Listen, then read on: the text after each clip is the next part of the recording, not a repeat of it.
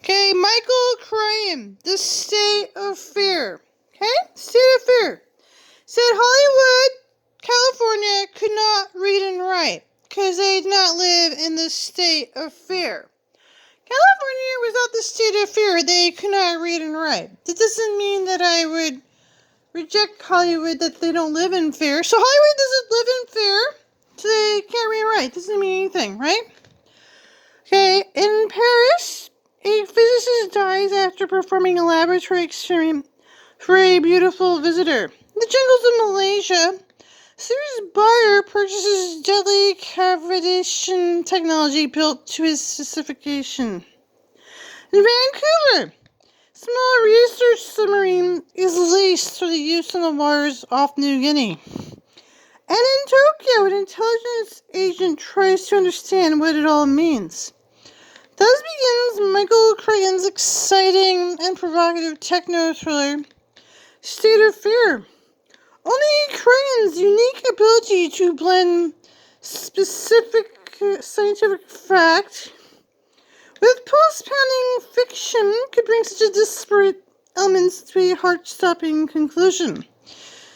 This is Crichton's most wide-ranging thriller, State of Fear.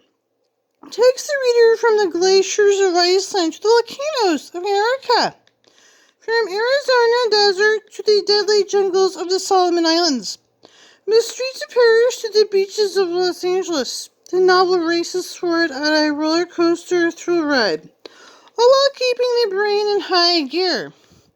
Gripping and thought-provoking, The State of Fear is Michael Crichton at his very best. California said they're slutties. They can't read and write. They don't live in fear. Doesn't mean that I really want to know them. So these books, The Andromeda Strain, The Terminal Man, The Great Train Robbery, Eaters of the Dead. So you can write this stuff, but they're not living in fear. Right? Jurassic Park, they're not living in fear. So he can write this book, but they can't read it really because they're not living in fear. So he writes a book where you're not living in fear, but you have to be able to live in fear to read it, right? So you're not living in fear to read it. So it's a work of fiction where you're not living in fear, right? But then you want to be a study, but you can't read because you're not really living in fear. You're not living in fear, so you can't really read it. In the late 2003 Sustainable Earth Summit Conference in Johannesburg, the island nation of Vanuatu pronounced that it was preparing a lawsuit against the Environmental Protection Agency of the United States over global warming. Vanuatu stood only a few feet above sea level, and the island's 8,000 inhabitants were in danger of having to evacuate their country because of the rising sea levels caused by global warming.